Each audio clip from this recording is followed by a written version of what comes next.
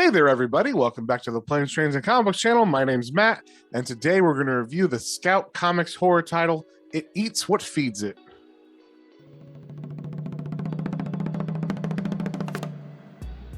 And before we get into that, if you guys wouldn't mind sharing, subscribing, it really helps me out and lets me know what you guys want to see more of. So with that being said, let's get straight into it. All right, like I said, this is a Scouts Comics horror book. So Scout Comics is a kind of indie brand that's come out in the last couple of years. They've been kind of pounding hard with sci-fi, horror, a little bit of different stuff than you would get on the mainstream books. But this one kind of caught my eye. The title was interesting. The cover seemed cool. The art seemed cool. So it's called It Eats What Feeds It, which is kind of hard to say. I had to say that title like 10 times. So, but it is by two guys, the writers. Their names are Max Hoven and Aaron Crow. And the art is by Gabriel Iumazark. That was one of the things that caught my eye. The art is very simple, but it still like catches your eye. Like it's interesting. So this is only 3 issues long. So it's pretty like short trade. I think it's only 80 pages or something like that. So it's a pretty quick read. Just to get going. It's a pretty simple story. I'm going to say it's not like the most complex thing in the world. It's just kind of like a fun horror book. And so we start off with this guy named Kenny who is looking for a job. He has been searching the papers. That's how, I don't know what year this takes place, but there's still papers and there's still job posting in papers. And so he had circled this job because it paid a lot and it was just kind of like a caretaker of a mansion. He interviews with the lady whose name is Francois, and Francois is not only like willing to hear this kid out because it's very apparent that the guy is pretty young. Like he's young, he's inexperienced, he's not really qualified for everything, but basically he's willing, and that's all she needs. She even like kind of comes on to him to try to like she'll call him handsome and things like that to I don't know, make him feel at ease and like definitely want the job more. Because the whole time he's like, not only does this job pay well and it's like a nice house and everything I can live at, she's into me. I'm totally gonna score. It's gonna be awesome. The first issue is just kind of her showing him the house.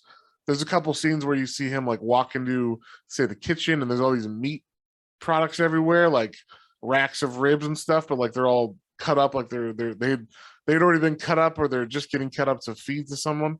And she's like, "Oh no, don't go in there," because there's like a whole bunch of ribs. She seems like she's hiding something.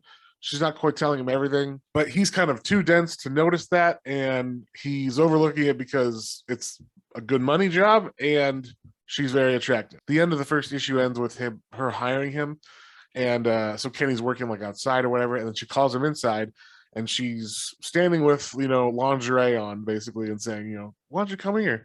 So we're implying that she's definitely going to sleep with him and whatnot. And then issue 2 starts, and it's kind of like a couple weeks in, I'm assuming, maybe a month or something.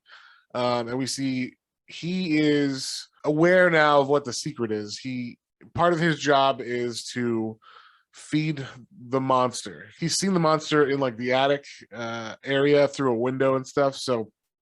But basically there's like a slot he shoves the meat through and it feeds the monster. Also, I forgot to mention in the first issue, she is like ill or something. She's just kind of frail. That's kind of why she needed a caretaker to do this, because she is unable to feed this monster still and keep up the house and everything. So he's basically like, he's on a routine, and the routine is shown as like Monday, have sex.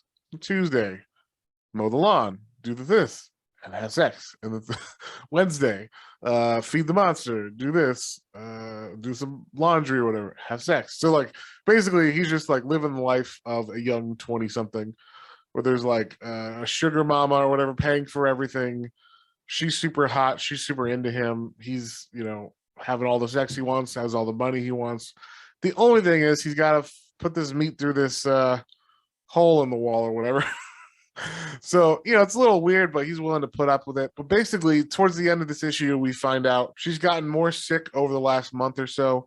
So because of this, she asks him to go to a bar called the Gator Bar, where she knows someone who can possibly help, and his name is Greg. So she sends Kenny to go there to find Greg, but Greg does not want to go with him. He says, "No, I'm not going to go, but take my buddy Bug with you." So this dude Bug, who was kind of trailing Greg and also making fun of Kenny, and he also is like very coarse. Like he's always talking about, I'm gonna fuck this girl or whatever, I'm gonna do this or that.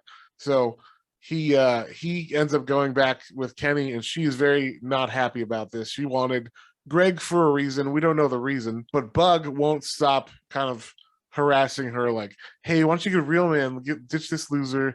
I mean, I can live at your house and take over. And he's basically offering to take over all the duties. He's threatening Kenny's job in place, basically, but she's not having any of it. So she actually takes him up to this door that has like goes up to the attic. It's got like bars and everything on it, so nothing can get out of it. She opens the bars and goes like, oh, why don't you wait for me up there? I'll be there in a second. And as he walks up there, we just hear like, ah, like screams and everything. So then Kenny runs up there like, what's going on? And he runs up and sees this guy just torn apart, blood everywhere. He's covered in blood. And that's where we like end on that second issue. So and then the third issue, I don't want to spoil everything, but basically it's kind of like we get her origin story. We get the origin of the monster and how that happened. Like kind of like the secret, have what ties them together, kind of thing. You know, the resolve of she is in love with Kenny, and like their relationship kind of changes how every one of her other relationships has ended so far. Yeah, like I said, I don't want to spoil everything in it, but it is a fun comic. I will say the story's pretty simple. Like it's fairly standard when you find out, you know, the secret of her, the monster, and everything. So, but I could definitely see this being like this monster will always be around somehow because of the way that it attaches to people, kind of thing. So, you could definitely do like sequels of this book that don't include Kenny or Francois. Yeah, I thought it was pretty fun for like a quick, you know, fun horror title. I enjoyed it a lot. Yeah, I'll give it like a 3.5. It was fun to read. The writing was solid. The art was solid. It was like better than your average book, but not quite like groundbreaking or anything. So yeah, check that one out if you get a chance, and we'll see you guys on the next one.